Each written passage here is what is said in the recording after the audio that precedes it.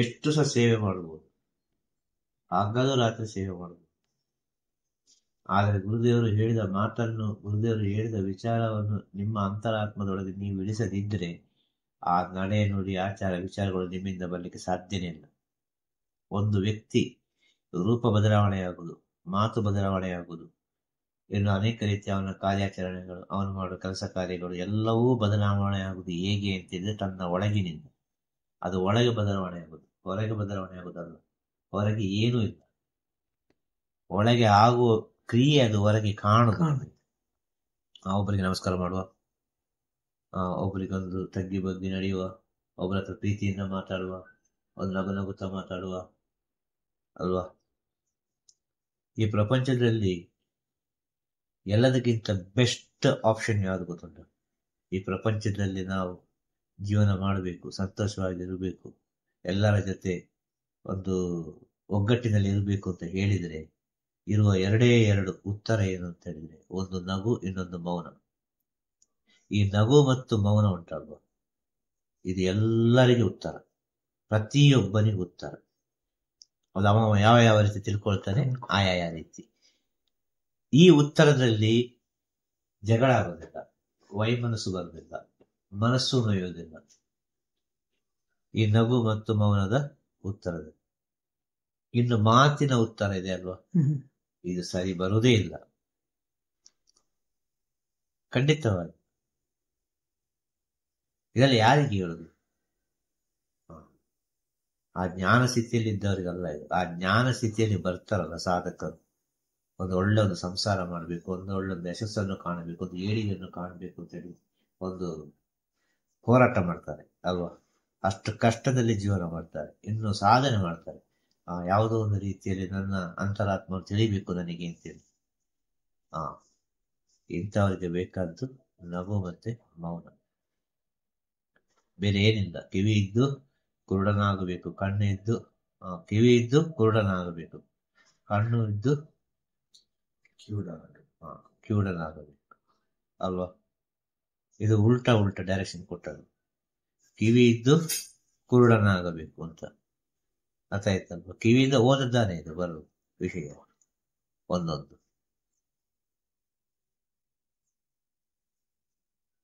ಕೇಳಬಾರ್ದು, ಯಾವುದು ಕಾಣಬಾರ್ದು.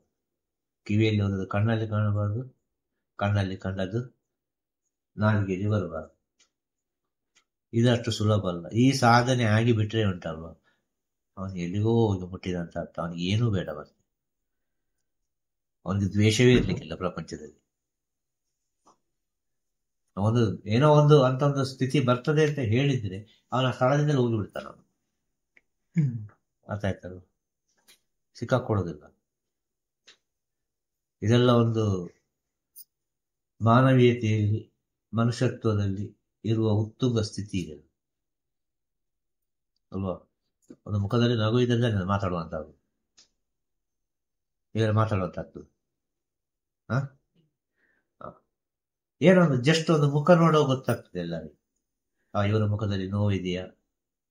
ಈಗಿನ ಕಾಲದಲ್ಲಿ ಅಂತ ಪ್ರತಿಯೊಬ್ಬನಿಗೆ ಗೊತ್ತುಂಟು. ಈಗ ಎಲ್ಲರೂ ಜ್ಞಾನಿಗಳೇ ಅಂತ ಹೇಳಿದ್ರೆ, ಅಷ್ಟು ಟೆಕ್ನಾಲಜಿ ಮುಂದೆ ಹೋಗಿದೆ, ಅಷ್ಟು ವಿಧದ ಟಿಪ್ಸ್ಗಳು ಕೊಡ್ತಾ ಇದ್ದಾರೆ, ಅಷ್ಟು ವಿಧದ ಎಂಥದ್ದು ಜ್ಞಾನವನ್ನು ಹಂಚುತ್ತಾ ಇದ್ದಾರೆ, ಎಲ್ಲ ಮಾಡ್ತಾ ಇದ್ದಾರೆ ಈಗ ಅನೇಕ ರೀತಿಯಲ್ಲಿ. ಹಾಗೆ ಈಗೆಲ್ಲ ಬೇಗ ಎಲ್ಲ ಗೆಸ್ ಮಾಡ್ಲಿಕ್ಕೆ ಭಾರಿ ಸುಲಭ ಇಲ್ಲ, ಅಷ್ಟು ಟೆಕ್ನಾಲಜಿ ಪಾಸ್ ಆಗಿದೆ ಅಂತ ಪ್ರತಿಯೊಬ್ಬನ ಒಳಗೆ. ಅದು ಈಗೀಗಿನ ಮಕ್ಕಳ ಹತ್ರ ಅಂತೂ ಮಾತಾಡ್ಲಿಕ್ಕೆ ಸಾಧ್ಯ ಇಲ್ಲ. ಸತ್ಯವಾಗಿ ಹೇಳ್ತೇನೆ, ಅಷ್ಟು ಫಾರ್ವರ್ಡ್ ಆಗಿರ್ತಾರೆ. ಅವರು ಕೇಳುವ ಪ್ರಶ್ನೆಗಳಿಗೆ ಉತ್ತರ ಹೇಳಲಿಕ್ಕೆ ಸ್ವಲ್ಪ ಆಲೋಚನೆ ಮಾಡಬೇಕು, ಇದು ಹೇಗೆ ಹೇಳುದು ಅಂತೇಳಿ ಅಲ್ವಾ. ಕಾರಣ ಏನು? ಎಲ್ಲ ಕೃತಕವಾಗಿ ಆಗ್ತಾ ಉಂಟು ಅಂತ ಹೇಳುದು, ಎಲ್ಲ ನ್ಯಾಚುರಲ್ ಆಗಿ ಆಗ್ತಾ ಇಲ್ಲ, ಎಲ್ಲ ಕೃತಕವಾಗಿ ಆಗ್ತಾ ಉಂಟು ಪ್ರತಿಯೊಂದು ವಿಚಾರ. ಇವತ್ತು ಮನುಷ್ಯನಿಗೆ ಬ್ರೈನಿಗೆ ಕೆಲಸ, ಸ್ವಲ್ಪ ವರ್ಷಗಳ ಹಿಂದೆ ಮನುಷ್ಯನಿಗೆ ದೇಹಕ್ಕೆ ಕೆಲಸ ಇತ್ತು, ಶಾರೀರಿಕ ಕ್ರಿಯೆ ಇತ್ತು. ಇವತ್ತು ಶಾರೀರಿಕ ಕ್ರಿಯೆ ಇಲ್ಲ ಮನುಷ್ಯನಿಗೆ, ಇವತ್ತು ಮನುಷ್ಯನಿಗೆ ಬ್ರೈನಿಗೆ ಕೆಲಸ. ಈ ಬ್ರೈನಿಗೆ ಕೆಲಸ ಮಾಡುವಾಗ ಬ್ರೈನ್ ಇಷ್ಟೆಲ್ಲ ಕೆಲಸ ಮಾಡ್ತದ, ಇಷ್ಟೆಲ್ಲ ದೂರ ಹೋಗ್ತದ, ಹಾಗಾದ್ರೆ ನಾನು ಯಾಕೆ ಕೆಲಸ ಮಾಡ್ಬೇಕು? ಕೂತ್ಕೊಂಡಲ್ಲೇ ಆಗ್ತದಲ್ಲ. ಅದು ಕೂಡ ಅದೇ ಬ್ರೈನ್ ಹೇಳ್ತದೆ, ಹೋಗ್ಬೇಡಪ್ಪ, ಕೂತ್ಕೊಂಡಲ್ಲೇ ಎಲ್ಲ ಆಗ್ತದೆ, ಕೂತ್ಕೋ ಅಲ್ವಾ. ಈಗ ವರ್ಕ್ ಫ್ರಮ್ ಹೋಮ್ ಅಂತೇಳಿ ಕೂತ್ಕೊಂಡಲ್ಲೇ ಎಲ್ಲ ಮಾಡ್ತಾರೆ. ಒಂದು ಕಾಲದಲ್ಲಿ ಆಫೀಸಿಗೆ ಹೋದ್ರೆ ಬೆಲೆ, ಅವ ಬೆಳಿಗ್ಗೆ ಎದ್ದು ಟಿಪ್ ಟಾಪ್ ಆಗಿ ಆಫೀಸಿಗೆ ಹೋಗಿ ಬಂದ್ರಪ್ಪ ಅಂತ ಬೆಲೆ ಇತ್ತು. ಈಗ ಆಫೀಸಿಗೆ ಹೋದ್ರೆ ಬೆಲೆ ಇಲ್ಲ ಅಲ್ವಾ? ಸತ್ಯ ಹೇಳೋದು, ಆ ಸಿಸ್ಟಮ್ ಹೋಯ್ತು. ಈಗ ನಿನಗೆ ಹೇಗೆ ಉಂಟು ಹಾಗೆ, ಆ ಟೈಮಿಂಗ್ಸ್ ಎಲ್ಲ ಇಲ್ಲ. ಇವತ್ತು ಎಲ್ಲರೂ ನೋಡೋದು ನಾನು ಬದುಕುದು ಹೇಗೆ, ಯಾರು ಹೇಗೂ ಸತ್ರು ಪರವಾಗಿಲ್ಲ, ನಾನು ಹೇಗೆ ಬದುಕುದು. ಈ ಕಂಪ್ಯೂಟರ್ ಕೆಲಸ ಆಗಿಲ್ಲ, ನೈಟ್ ಶಿಫ್ಟ್, ಡೇ ಶಿಫ್ಟ್, ಅದನ್ನು ರಾತ್ರಿ ಕೆಲಸ ಮಾಡಿಕೊಂಡು 24 ಗಂಟೆ ಕೆಲಸ ಮಾಡಿಕೊಂಡು ಅದರಲ್ಲಿ ಬರುವ ವ್ಯಾಧಿಗಳನ್ನು ಸಹಿಸಿಕೊಂಡು, ಅದರಲ್ಲಿ ಬರುವ ಅನೇಕ ರೀತಿಯ ಕಾಯಿಲೆಯನ್ನು ಸಹಿಸಿಕೊಂಡು, ಅನೇಕ ಜನ ಪುರುಷರಲ್ಲಿ ಪುರುಷತ್ವವೇ ಇಲ್ಲ, ಅನೇಕ ಜನ ಹೆಣ್ಣು ಮಕ್ಕಳಲ್ಲಿ ಭಾವನೆಗಳೇ ಇಲ್ಲ, ಅನೇಕ ಜನ ಹೆಣ್ಣು ಮಕ್ಕಳು ಭಾವನೆಗಳೇ ಇಲ್ಲ. ಈಗ ಭಾವನೆಗಳು ಕೇಳುವುದೇ ಇಲ್ಲ ಅವರು. ಪುರುಷರಲ್ಲಿ ಪುರುಷತ್ವವೇ ಕಳೆದುಕೊಂಡು ಹೋಗ್ತಾ ಉಂಟು. ಒಂದು ವ್ಯಕ್ತಿ ಇಷ್ಟೇ ಗಂಟೆ ಕೂತ್ಕೊಳ್ಬೇಕು ಅಂತ ಉಂಟು, ಅದಾದ ನಂತರ ಆ ವ್ಯಕ್ತಿಗೆ ಸ್ವಲ್ಪ ಆ ಶರೀರಕ್ಕೆ ಏನೋ ಒಂದು ಸ್ವಲ್ಪ ಕೆಲಸ ಕೊಡಬೇಕು, ಓಡಾಡಿಕೊಂಡು ಬಂದುಕೊಂಡು ಆ ಒಂದು ವಾತಾವರಣ ಸ್ವಲ್ಪ ಹೊತ್ತು ತಪ್ಪಬೇಕು. ಇದು ಹಾಗೆಲ್ಲ ಅಲ್ಲ, ಇದು ಕೂತ್ಕೊಂಡಲ್ಲ ಇದ್ದು ಇದ್ದು ಇದ್ದು ಇದ್ದು ಇದ್ದು ಇದ್ದು ಏನಾಗುದು? ಈ ಸತ್ಯ ವಿಚಾರ, ಈ ವರ್ಕ್ ಫ್ರಮ್ ಹೋಮ್ ಹೇಗೆ ಬಂದದ್ದು ಅಂತ ಕೇಳೋದು. ಈಗ ಈ ವರ್ಕ್ ಫ್ರಮ್ ಹೋಮ್ ಉಂಟಲ್ವಾ, ಇದು ಯಾಕೆ ಬಂತು? ಇದನ್ನು ನಾವು ಸ್ವಲ್ಪ ಸೂಕ್ಷ್ಮವಾಗಿ ಆಲೋಚನೆ ಮಾಡಬೇಕು. ನಾನು ಇದರ ಬಗ್ಗೆ ಎಲ್ಲ ಎಂತ ಹೇಳುದು ಕಲೀಲಿಲ್ಲ, ಈ ಸಾಫ್ಟ್ವೇರ್ ಅದು ಇದು ಎಲ್ಲ ನನಗೆ ಗೊತ್ತಿಲ್ಲ. ಆದ್ರೂ ನನ್ನ ಒಂದು ಅಂತರಾತ್ಮದಲ್ಲಿ ಬರುವ ಒಂದು ಜ್ಞಾನವನ್ನು ಹೇಳಿದೆ, ವರ್ಕ್ ಫ್ರಮ್ ಹೋಮ್ ಹೇಗೆ ಬಂದಿರ್ಬೋದು, ಇದನ್ನು ಯಾಕೆ ಕೊಟ್ರು ಅಂತ ಹೇಳಿ. ಕಾರಣ ಸಾವಿರ ಹೇಳ್ಬೋದು, ಕೊರೋನಾ ಅದು ಇದು ಆ ಕಡೆದು ಈ ಕಡೆದು ಅಂತ ಅಲ್ಲ. ಇದು ಆ ನಡೆಸುವವರಿಗೆ ಆ ಸತ್ಯ ವಿಚಾರ ಗೊತ್ತುಂಟು. ಈ ರೀತಿ ಕೆಲಸ ಮಾಡಿದ್ರೆ ಮನುಷ್ಯರಲ್ಲಿ ಅನೇಕ ರೀತಿಯ ಕಾಯಿಲೆಗಳು, ಅನೇಕ ರೀತಿಯ ವಿಚಾರಗಳು ಬರಬಹುದು, ಅನೇಕ ರೀತಿಯ ತೊಂದರೆಯನ್ನು ಅನುಭವಿಸಬಹುದು.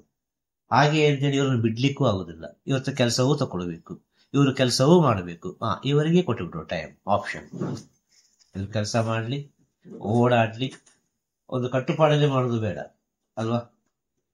ಕಟ್ಟುಪಾಡಾದ್ರೆ ಬೆಳಿಗ್ಗೆಯಿಂದ ಸಾಯಂಕಾಲವರೆಗೆ ಬಂದು ಆಫೀಸಲ್ಲಿ ಬೇಡ. ಅದು ಇವರ ಖುಷಿ ವಾಸಿ, ನಮಗೆ ಇಂಥ ಟೈಮಲ್ಲಿ ಮಾಡಿ ಕೊಟ್ಟರೆ ಸಾಕು, ಮುಗಿಸಿದ್ರೆ ಸಾಕು. ಅವರಲ್ಲಿ ಮನೆಯಲ್ಲಿ ಪಾತ್ರೆ ತೊಳಿಲಿ, ಅಡಿಗೆ ಮಾಡ್ಲಿ, ಅಲ್ಲ ಮಕ್ಕಳ ಹತ್ರ ಆಟ ಆಡ್ಲಿ, ಅಲ್ಲ ಇಲ್ಲಿ ಬೇಕಾದ್ರೆ ಹೊರಗೆ ಹೋಗ್ಲಿ, ನೆಟ್ವರ್ಕ್ ಎಲ್ಲ ಕಡೆ ಸಿಗ್ತದೆ ಈಗ. ಅವ ಎಷ್ಟು ಬುದ್ಧಿಶಾಲಿ ಆಗಿರ್ಬೋದಲ್ಲ. ಅವ ಬೆಳಿಬೇಕು ಅಂತ ಹೇಳಿದ್ರೆ ಏನು ಮಾಡುದು? ನಮ್ಮ ವರ್ಕರ್ಸ್ ಅನ್ನು ಸ್ವಲ್ಪ ಚೆನ್ನಾಗಿ ಇಟ್ಟುಕೊಳ್ಬೇಕು. ನಮ್ಮ ವರ್ಕರ್ಸ್ ಅನ್ನು ಚೆನ್ನಾಗಿ ಇಟ್ಟುಕೊಳ್ಬೇಕಾದ್ರೆ ಬೇರೆ ಇಂಥ ದಾರಿ ಇಲ್ಲ. ಈ ಕೆಲಸ ಮಾಡಿದ್ರೆ ಅನೇಕ ಸಮಸ್ಯೆಗಳು ಬರ್ತದೆ ಅಂತ ಅವರಿಗೆ ಸಹ ಗೊತ್ತುಂಟು. ಈ ಕಂಪ್ಯೂಟರ್ ಮುಂದೆ 24 ಗಂಟೆ ರಾತ್ರಿ ಆಗಲು ಕೂತುಕೊಂಡ್ರೆ ಬರಬಾರದ ವಿಚಾರಗಳೆಲ್ಲ ಬರ್ತದೆ ಅಂತ ಅವರಿಗೂ ಗೊತ್ತುಂಟು. ಆದ್ರೆ ಪ್ರಪಂಚ ಮುಂದೆ ಹೋಗ್ತಾ ಉಂಟಲ್ಲ, ಫಾಸ್ಟ್ ಆಗಿ ಹೋಗ್ತಾ ಉಂಟಲ್ಲ, ವೇಗವಾಗಿ ಹೋಗ್ತಾ ಉಂಟಲ್ಲ, ಅದಕ್ಕೆಂತ ಮಾಡುದು? ಬುದ್ಧಿ ಅಲ್ವಾ? ಈ ವರ್ಕ್ ಫ್ರಮ್ ಹೋಮ್ ಅಂತ ಹೇಳಿದ್ರೆ ಯಾರು ಬೆಳೆಯುವುದು? ಇಬ್ಬರು ಬೆಳೀತಾರೆ ಅಲ್ವಾ? ಆ ಕಡೆ ಕೆಲಸ ಮಾಡುವವನಿಗೂ ಒಂದು ರೀತಿಯಲ್ಲಿ ಖುಷಿ, ಸಂತೋಷ.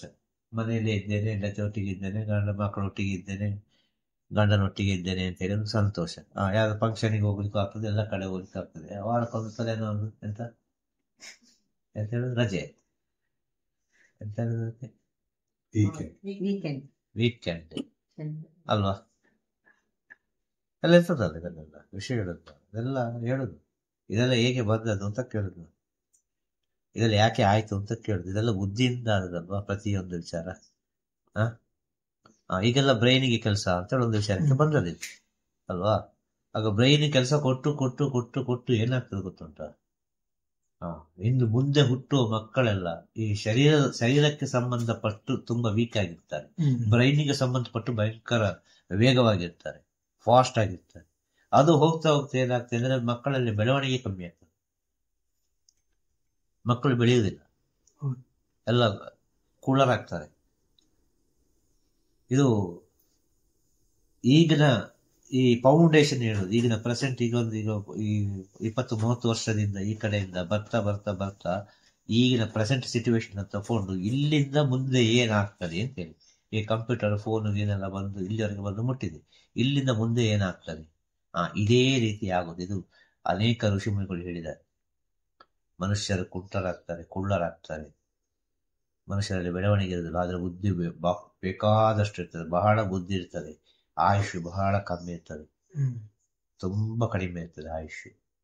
ಆ ಆಯುಷಿನಲ್ಲಿ ಎಲ್ಲವೂ ಮಾಡಿ ಮುಗಿಸಬೇಕು. ಆಗ ಒಂದು 20 ವರ್ಷ ಬದುಕುವುದು ಅಂತ ಹೇಳಿದ್ರೆ ಮುಂದಿನ ಸಮಯದಲ್ಲಿ ಅರ್ಥ ಆಯ್ತಲ್ವ, ಮುಂದಿನ ದಿನಗಳಲ್ಲಿ ಭವಿಷ್ಯತ್ ಕಾಲದಲ್ಲಿ ಒಂದು ಮನುಷ್ಯ 20 ವರ್ಷ ಬದುಕುವುದು ಅಂತ ಹೇಳಿದ್ರೆ ಬಹಳ ಶ್ರೇಷ್ಠ ಅಂತ ಹೇಳುವಂತ ಸ್ಥಿತಿಯೇ. ಈಗ ಹೇಳುದಿಲ್ವ ನಾವು ಎಂಥದ್ದು, ದಶರಥ ಇಷ್ಟು ವರ್ಷ ಬದುಕಿದ, ರಾಮ ಇಷ್ಟು ವರ್ಷ ಬದುಕಿದ, ರಾವಣ ಇಷ್ಟು ವರ್ಷ ಬದುಕಿದ ಅಂತ ಹೇಳ್ತೇವಲ್ಲ, ಕೃಷ್ಣ ಇಷ್ಟು ವರ್ಷ ಬದುಕಿದ ಅಂತೇಳಿ. ನಮಗೆ ಆಶ್ಚರ್ಯ ಆಗ್ತದಲ್ವ, ಇಷ್ಟು ವರ್ಷ ಬದುಕಲಿಕ್ಕೆ ಸಾಧ್ಯವ ಅಂತ. ಆಗಿನ ಮುಂದಿನ ಜನರೇಷನ್ ಅಲ್ಲಿ ಅವರು ಹೇಳಲಿಕ್ಕೆ ಇರ್ಬೋದು, 80 ವರ್ಷ ಬದುಕಿದ್ರಪ್ಪ ಅವರು ಅಲ್ವಾ, ನಮ್ಮ 4 ಪಟ್ಟು ಜಾಸ್ತಿ ಜೀವನ ಮಾಡಿದ್ದಾರೆ ಅಂತೇಳಿ. ಹೀಗೆ ಆಗಿ ಆಗಿ ಆಗಿ ಆಗಿ ಆಗಿ ಆಗಿ ಮನುಷ್ಯ ಜನ್ಮವೇ ಪರಿಪೂರ್ಣ ಆಗಿ ಅದರ ಸ್ಥಿತಿಗೆ ಸೇರಿಕೊಳ್ಳುವುದು, ಉದಾಹರಣ ಸ್ಥಿತಿಗೆ. ತನ್ನ ತನವನ್ನು ಕಳೆದು ಕಳೆದು ಕಳೆದು ಕಳೆದು ಕಳೆದು ಸೂಕ್ಷ್ಮವಾಗಿ ಸೂಕ್ಷ್ಮವಾಗಿ ಸೂಕ್ಷ್ಮವಾಗಿ ಮನುಷ್ಯ ಜನ್ಮದ ಸ್ಥಿತಿಯನ್ನು ಹೇಳುದು ಯಾವ ರೀತಿ ಮುಕ್ತಾಯಗೊಳ್ಳುತ್ತದೆ. ಆಗ ಒಂದು ಸತ್ಯವಾದ ಒಂದು ಯುಗವನ್ನು ಕಾಣಲಿಕ್ಕೆ ಸಾಧ್ಯ. ಅದಕ್ಕಿಂತ ಮುಂಚೆ ಈ ಸತ್ಯಯುಗವನ್ನು ಬರ್ಲಿಕ್ಕೆ ಆಗುದಿಲ್ಲ. ಹೇಳ್ತಾರೆ ಕಲಿಯುಗದಲ್ಲಿ ಸತ್ಯಯುಗ ನಡೀತಾ ಉಂಟು, ಸತ್ಯಯುಗ ಆಗ್ತಾ ಉಂಟು ಅಂತೇಳಿ. ಒಂದು ವಿಧದಲ್ಲಿ ಒಪ್ಪಿಕೊಳ್ಳುವಂತ ವಿಚಾರ, ಅದರ ಪ್ರಕೃತಿಗೆ ಸಂಬಂಧಪಟ್ಟು ಇದು ಒಪ್ಪಿಕೊಳ್ಳಿಕ್ಕೆ ಆಗುದಿಲ್ಲ. ಇನ್ನೂ ಸಹ ಬೇಕಾದಷ್ಟು ಉಂಟು ಅನುಭವಿಸುವುದು. ಈ ಸ್ಥಿತಿಯೆಲ್ಲ ಬರಬೇಕು ಅಂತ ಹೇಳಿದ್ರೆ ಇದು ಯಾರು ನೋಡ್ತಾರೆ ಅಂತ ಹೇಳಿಕ್ಕೆ ಸಾಧ್ಯ, ಅಂತೂ ಬರ್ತದೆ.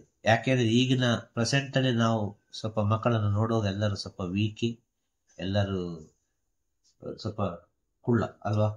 ಈಗಿನ ಮಕ್ಕಳೆಲ್ಲ, ಹುಟ್ಟುವ ಮಕ್ಕಳೆಲ್ಲ ತುಂಬಾ ವರ್ಷಗಳು ಬೇಡ, ಒಂದು 30 ವರ್ಷಗಳ ಹಿಂದೆ ಹುಟ್ಟಿದ ಮಕ್ಕಳು, ಒಂದು 40 ವರ್ಷದ ಹಿಂದೆ ಹುಟ್ಟಿದವರಿಗೂ ಈಗ ಪ್ರೆಸೆಂಟ್ ಹುಟ್ಟಿದವರಿಗೂ ನೀವು ಸ್ವಲ್ಪ ಯೋಚನೆ ಮಾಡಿ ಕ್ಯಾಲ್ಕುಲೇಷನ್ ಹಾಕಿ ನೋಡಿದ್ರೆ ನಿಮಗೆ ಅರ್ಥ ಆಗ್ಬೋದು. ಇದೇ ಅಲ್ವಾ ಕಂಟಿನ್ಯೂ ಆಗುದು, ಇದೇ ಅಲ್ವಾ ಮುಂದುವರಿಯುದು. ಮನೇಲಿ ಯಾವ ಮಕ್ಕಳು ಊಟ ಮಾಡ್ತಾರೆ? ಮನೆದು ಅಡುಗೆ ಆಗುದಿಲ್ಲ ಮಕ್ಕಳಿಗೆ ಅಲ್ವಾ, ಹೊರಗಿನ ಅಡುಗೆ ಆಗಬೇಕು. ಪ್ಯಾಷನ್ ಫಾಸ್ಟ್ ಫುಡ್, ಮತ್ತೆಂಥದ್ದು ಪಿಜ್ಜಾ, ಬರ್ಗರ್, ಮತ್ತೆ ಎಂತ ಇದೆಲ್ಲ ಕರಗೋದೇ ಇಲ್ಲ ಹೊಟ್ಟೆ ಒಳಗೆ. ಇದೆಲ್ಲ ಊಟ ಮಾಡಿದ್ರೆ ಏನಾಗ್ಬೋದು ಅಲ್ವಾ. ಈಗಿನ ಸ್ಥಿತಿಯನ್ನು ಹೇಳುದು ನಾವು ಊಟ ಮಾಡ್ತೇವೆ, ಈ ಊಟ ಸರಿ ಉಂಟ? ಎಂಥದೇ ಫಸ್ಟ್ ಕ್ಲಾಸ್ ನೀವು ಅಡಿಗೆ ಮಾಡಿ, ಈ ಕುಕ್ಕರಲ್ಲಿ ಮಾಡಿದ್ದು, ಗ್ಯಾಸಲ್ಲಿ ಮಾಡಿದ ಅಡುಗೆ ಅದು ಇಷ್ಟೇ ಅಂತ ಉಂಟು. ಇದರಲ್ಲಿ ಸ್ವಲ್ಪ ಪಾಯ್ಸನ್ ಎಂಬುದು ಮಿಕ್ಸ್ ಆಗ್ತದೆ ಈ ಆಹಾರದಲ್ಲಿ. ಹೇಳಿದರೆ ನೀವು ಬೈದಾರಲ್ಲ, ಹೊಡೆದಾರು, ಎಂತ ಮಾತಾಡ್ತಾರೆ ಹುಚ್ಚರಾಗಿ ಅಂತ. ಸ್ವಲ್ಪ ಸಮಯ ಹೋಗಲಿ, ಇದನ್ನು ಹೇಳಿ ಹೇಳ್ತಾರೆ. ಈ ಆಹಾರ ಊಟ ಮಾಡಿದ್ರೆ ಏನಾಗ್ತದೆ? ಪಾಯ್ಸನ್ ಎಂಬುದು ಆಹಾರದಲ್ಲಿ ಅಲ್ಲ, ನಮ್ಮ ದೇಹದ ಒಳಗೆ ಹೋಗುವಾಗ ಕೆಲವೆಲ್ಲ ವಿಷಯಗಳು ಸೃಷ್ಟಿಯಾಗ್ತದೆ. ಗೊತ್ತಾಯ್ತಲ್ವ? ಅದು ಬೆಂದಾಗಿರ್ತದೆ. ಬಿಸಿ ಬಿಸಿ ಊಟ ಮಾಡಬೇಕು ಮನುಷ್ಯ, ಆರಿದನ್ನು ಊಟ ಮಾಡ್ಲಿಕ್ಕೆ ಆಗುದಿಲ್ಲ. ಬಿಸಿ ಬಿಸಿ ಊಟ ಮಾಡಿದ್ರೆ ಮನುಷ್ಯನಿಗೆ ವ್ಯಾಧಿ ಬರುದು. ಯಾವತ್ತು ಬಿಸಿ ಬಿಸಿ ಊಟ ಮಾಡಬಾರದು, ಸ್ವಲ್ಪ ತಣದ ಮೇಲೆ ಊಟ ಮಾಡಬೇಕು. ಆಗ ಆಹಾರದ ಆ ನಿಜಾಂಶದಲ್ಲಿರುವುದು. ಬಿಸಿ ಬಿಸಿ ಊಟ ಮಾಡುವ ಯಾರಿಗೂ ಗೊತ್ತಾಗುದಿಲ್ಲ ಏನು ಎಂತದಂತೆ. ಒಂದು ಆಹಾರ ಟೇಸ್ಟ್ ಆಗಿ ಉಂಟು, ಆ ಅಡುಗೆ ಮಾಡಿದವರ ಕೈಗುಣ ಹೇಗೆ ಉಂಟು, ಆ ಅಡುಗೆಗೆ ಎಷ್ಟು ಮಹತ್ವ ಉಂಟು ಅಂತ ಹೇಳಿ ನೋಡಬೇಕಾದ್ರೆ ಆಹಾರವನ್ನು ಸ್ವಲ್ಪ ನೋಡಬೇಕು. ಅವರು ಹೇಗೆ, ಅದು ಕೆಟ್ಟೇ ಹೋಗ್ಬಾರ್ದು. ಒಂದು ಉಪ್ಪಿನಕಾಯಿ ಮಾಡ್ತಾರೆ, ಎಲ್ಲರಿಗೂ ಉಪ್ಪಿನಕಾಯಿ ಮಾಡ್ಲಿಕ್ಕೆ ಆಗುದಿಲ್ಲ. ಅರ್ಥ ಆಯ್ತಲ್ವ? ಏನಂತ ಇಡ್ಲಿಗೆ ದೋಸೆಗೆಲ್ಲ ರುಬ್ಬುತ್ತಾರಲ್ಲ ಅಂತ ಮಾವು ಮಾಡ್ತಾರೆ, ಎಲ್ಲರೂ ಮಾಡಿದ್ರೆ ಅದು ಹುಳಿ ಬರುವುದಿಲ್ಲ. ಸತ್ಯ ಅಲ್ವ ಇದು? ಈಗಿನ ಆಹಾರ ಅಷ್ಟು ಮೋಸ ಆಗಿದೆ ಅಂತ ಹೇಳಿದ್ರೆ ನಮ್ಮ ದೇಹದೊಳಗೆ ಹೋಗುವಾಗ ಇನ್ನೊಂದು ರೀತಿಯಾಗಿ ಪರಿವರ್ತನೆ ಆಗ್ತದೆ ಪ್ರತಿಯೊಂದು. ಇವತ್ತಿನ ಆಹಾರದಲ್ಲಿ ಬರುವಷ್ಟು ವ್ಯಾಧಿ ಉಂಟಲ್ವಾ ಬೇರೆ ಯಾವುದರಲ್ಲಿ ಬರ್ಲಿಕ್ಕೆ ಸಾಧ್ಯ ಇಲ್ಲ. ನಾವು ಹೊರಗೆ ತಕೊಳ್ಳುವಂತ ಲಿಕ್ವಿಡ್ ಎಂತ ಕೊಕೊಕೋಲಾ, ಆ ಫಂಟ, ಮಾಜ ಅಂತದೆಲ್ಲ ಬರ್ತದೆ ಅಲ್ವಾ, ಎಲ್ಲ ಕುಡಿತಾರೆ, ಎಲ್ಲ ಹೋಗಲ್ಲ. ಅಯ್ಯೋ ಆಯ್ತದು ಎಂತ ಹೇಳುದು, ಬಿಸಿ ತಡೆಯುವುದಿಲ್ಲ, ಸೆಕೆ, ಅದು ಜಿಲ್ಲು ಅಂತ ಕುಡಿಯುವಾಗ, ಐಸ್ ಕುಡಿಯುವಾಗ ಖುಷಿಗೆ ಆಗ್ತದೆ ಅಲ್ವಾ. ಅದು ಮಾಡ್ತಾನೆ ವಿಷ, ಅದ್ರೊಳಗಡೆ ಬರೀ ಆಸಿಡ್ಗಳನ್ನೇ. ಖಂಡಿತ ಸತ್ಯ ಅಲ್ವಾ ಹೇಳೋದು. ಇದನ್ನೆಲ್ಲ ಕುಡಿಯುವುದಿಲ್ವಾ, ಎಷ್ಟು ಖುಷಿಯಲ್ಲಿ ಕುಡಿತಾರೆ. ಈ ಸತ್ಯ ಗೊತ್ತಿದ್ರು ಕುಡಿತಾರಲ್ವಾ. ಅರ್ಜೆಂಟ್ ಸಿಕ್ಕುದೇ ಅದು. ಅದು ಏನಾಗುದು ಇವತ್ತೊಂದು ದಿನ ಅಲ್ಲ, ಏನಾಗುದು ಇವತ್ತೊಂದು, ಅದು ಅಭ್ಯಾಸ ಆಗ್ತದೆ. ಈ ಕೊಕೊಕೋಲಾ ಉಂಟಲ್ವ, ಕೊಕೊಕೋಲಾ ಇದು ಯಾವ ರೀತಿ ಎಫೆಕ್ಟ್ ಕೊಡ್ತದೆ ಅಂತ ಹೇಳಿದ್ರೆ ಉಂಟಲ್ವ, ಫಸ್ಟ್ ಇದು ಎಫೆಕ್ಟ್ ಕೊಡದೆ ನಮ್ಮ ಹಲ್ಲಿಗೆ. ಈ ಕೊಕೊಕೋಲಾ ನಾನು ಅನುಭವಿಸಿ ಹೇಳುದಪ್ಪ, ಕುಡ್ದೇ ಹೇಳುದು, ಸುಮ್ಮನೆ ಹೇಳ್ತೇನೆ. ಅರ್ಥ ಆಯ್ತಾ? ನಿಮ್ಮ ಹಲ್ಲನ್ನು ಅದು ಸಡಿಲ ಮಾಡ್ತದೆ ಫಸ್ಟಿಗೆ, ಬೇರನ್ನು ಹಲ್ಲನ್ನೇ ಅದಷ್ಟು ವೀಕ್ ಮಾಡಬೇಕು ಅಂತ ಹೇಳಿದ್ರೆ ಅದಕ್ಕೆ ಎಂತ ಪವರ್ ಇರಬೇಕು.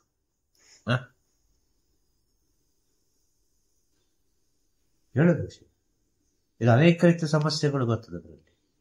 ಕಿಡ್ನಿಗೆ ಸೇರಿದ ಸಮಸ್ಯೆ ಬರ್ತದೆ, ರಕ್ತಕ್ಕೆ ಸೇರಿದ ಸಮಸ್ಯೆ ಬರ್ತದೆ, ಎಲ್ಲವೂ ಬರ್ತದೆ. ಈ ಎಲ್ಲ ಎಂತದ್ದು ಅಂತ ಹೇಳಿದಕ್ಕೆ ಎಂತ ಡ್ರಿಂಕ್ಸ್, ಕೂಲ್ ಡ್ರಿಂಕ್ಸ್ ಅಲ್ಲ, ಅದಕ್ಕಿಂತ ಹೆಸರು ಉಂಟದೆ ಸಾಫ್ಟ್ ಡ್ರಿಂಕ್ಸ್ ಅಲ್ವಾ, ಎಲ್ಲ ಕಡೆ ಅದಿದೆ. ಮತ್ತೆ ನೀರಿನ ಬಾಟಲ್ ಅಲ್ವಾ, ಎಲ್ಲರೂ ನೀರು ಕುಡಿತಾರೆ. ಪ್ಲಾಸ್ಟಿಕ್ಕಿನಲ್ಲಿ ನೀರನ್ನು ಯಾವತ್ತೂ ಹಾಕಿಡಬಾರ್ದು. ಪ್ಲಾಸ್ಟಿಕ್ ಇದೆ ಅಲ್ವಾ, ಪ್ಲಾಸ್ಟಿಕ್ ಬಾಟಲ್, ಪ್ಲಾಸ್ಟಿಕ್ ಇದು ಈಗ ಕೊಕೊಕೋಲಾ ಎಲ್ಲ ಬರ್ತದಲ್ವಾ, ಅದು ಎಷ್ಟೋ ಪ್ರಮಾಣದಲ್ಲಿ ಅದು ಕರಗುತ್ತದೆ. ಇದು ಸ್ವಲ್ಪ ಅರ್ಥ ಮಾಡಿದ್ರೆ ಮಾತ್ರ ಅರ್ಥ ಆಗುವುದು. ಅದು ಬ್ಲಡ್ಡಿನಲ್ಲಿ ಯಾವ ರೀತಿ ಅದು ನಮಗೆ ಹೋಗಿ ಸೇರ್ತದೆ ನಮಗೆ ಗೊತ್ತಾಗುದಿಲ್ಲ. ಅದು ಒಂದು ಸಲ ಅಭ್ಯಾಸ ಆದ್ರೆ ಬಹಳ ಕಷ್ಟ. ಮತ್ತೆ ಹೊರಗಿನ ಎಲ್ಲ ಈಗಿನ ಎಲ್ಲ ಎಂಥದ್ದು ಚಿಕನ್, ಈಗ ಚಿಕನ್ ಮಾಂಸಾಹಾರದಲ್ಲಿ ಮಾಂಸಾಹಾರ ಊಟ ಮಾಡೋರಿಗೆ ಎಲ್ಲ ಚಿಕನ್ ಅದು ಅದು ಆ ಕಡೆ ಈ ಕಡೆ ಎಲ್ಲ ಮಾಡ್ತಾರೆ. ಆ ಚಿಕನ್ ಅಷ್ಟು ವೆರಿ ಡೇಂಜರ್ ಯಾವುದಿಲ್ಲ. ಯಾವ್ದು ಫ್ರೆಶ್ ಇದು ಒಂದು ಇಂಗ್ಲಿಷ್ ಬರ್ತಲ್ಲ ಬೆಳ್ಳಗೆ, ಇದು ಕೊಟ್ಟು ಮರಿ ಕೊಟ್ಟು ಮಾಡ್ತಾರೆ, ಅದು ಕೃತಕ ಅದು ಎಲ್ಲವೂ. ಅರ್ಥ ಆಯ್ತಾ? ಅದರಲ್ಲಿ ಉಂಟಾದ ಮೊಟ್ಟೆ, ಆ ಚಿಕನ್ ಊಟ ಮಾಡಿದವರಿಗೆ ಬರದ ವ್ಯಾಧಿ ಬರ್ತದೆ. ಅನೇಕ ಜನ ಹೆಣ್ಣು ಮಕ್ಕಳಿಗೆ ಅನೇಕ ಮನೆಯಲ್ಲಿ ವ್ಯಾಧಿ ಬರ್ಲಿಕ್ಕೆ ಇದೇ ಚಿಕನ್ ಕಾರಣ.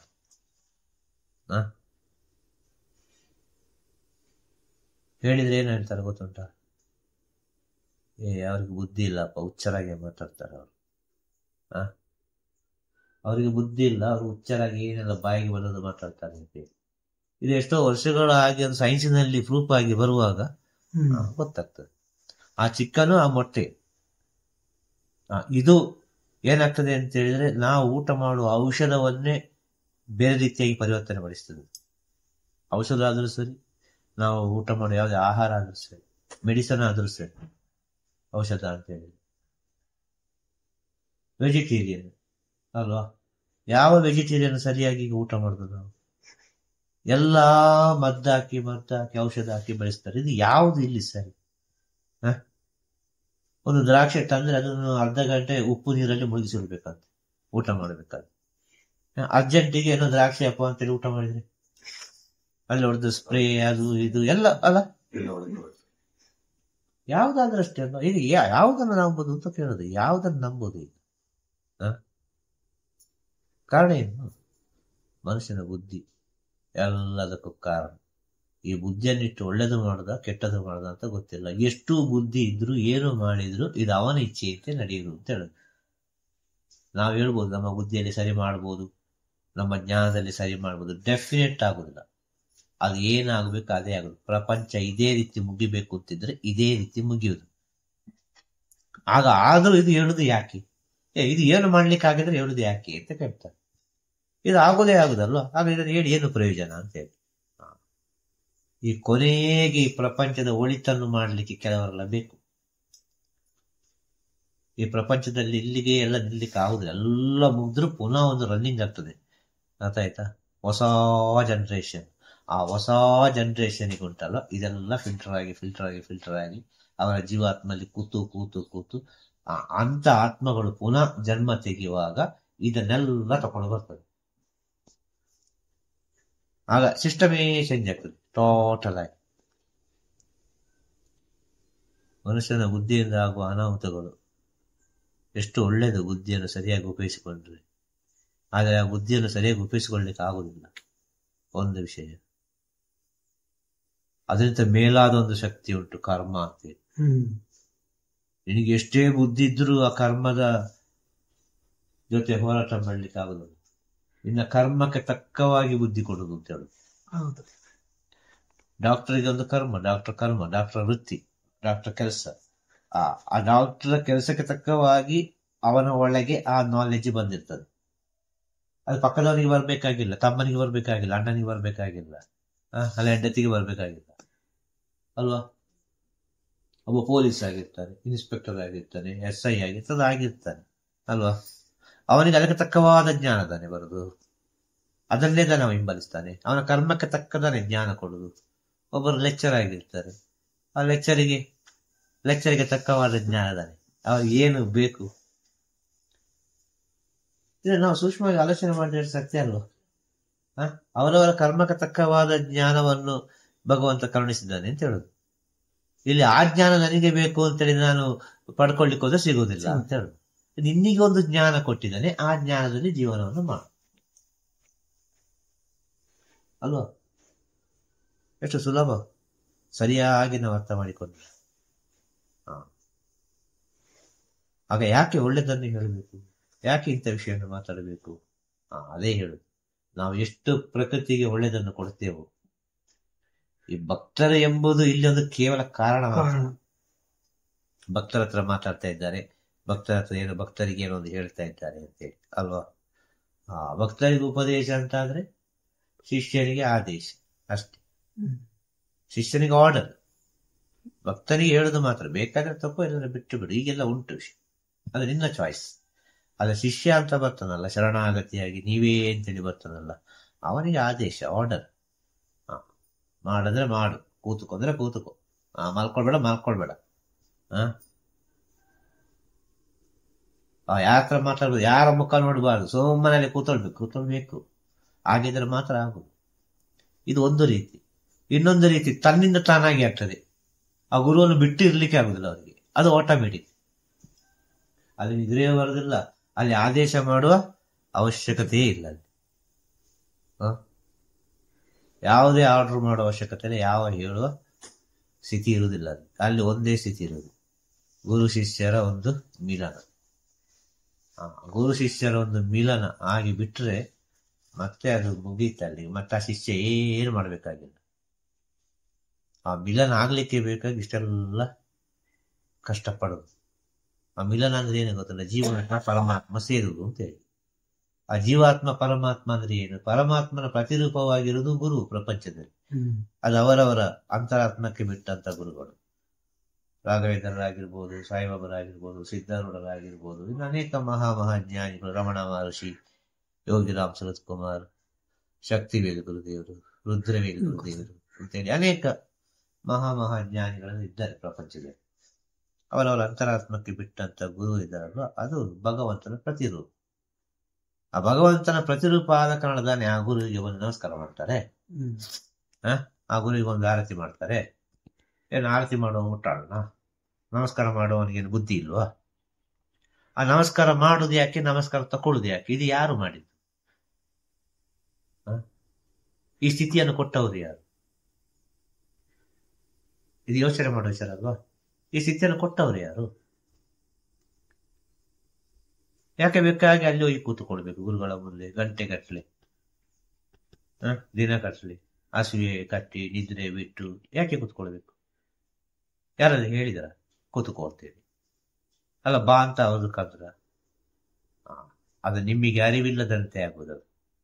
ಅದು ಜನ್ಮಕ್ಕೆ ಸಂಬಂಧಪಟ್ಟ ವಿಚಾರ. ಅದು ನಿಮ್ಮ ಕಂಟ್ರೋಲ್ ಇಲ್ಲ. ಅಲ್ಲಿ ನಿಮ್ಮ ಆತ್ಮ ಏನು ಹೇಳ್ತದೆ ಅದೇ ನಡೆಯುತ್ತೆ.